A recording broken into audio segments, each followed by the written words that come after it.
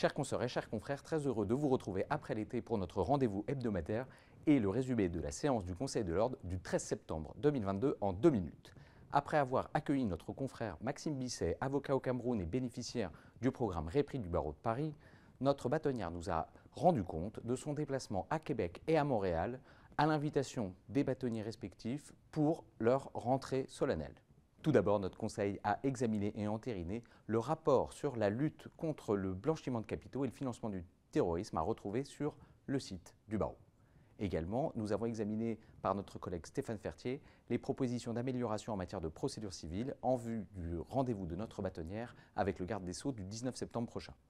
Enfin, notre conseil a examiné le rapport sur l'amélioration de la rémunération des permanences de défense d'urgence qui va vous être présenté par notre collègue Guillaume Martin.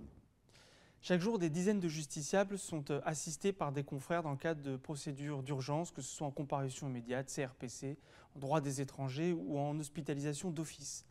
Sur une année comme 2021, c'est près de 7000 justiciables qui sont assistés par ces 1300 confrères qui sont inscrits sur ces différentes listes d'intervention.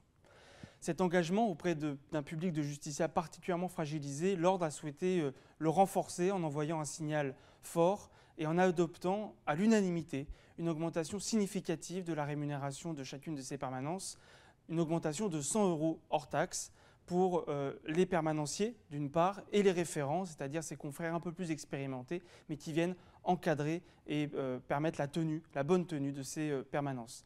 C'est un message très fort qui doit permettre à ces confrères de pouvoir continuer cet engagement auprès de ces justiciables. Excellente semaine à toutes et à tous.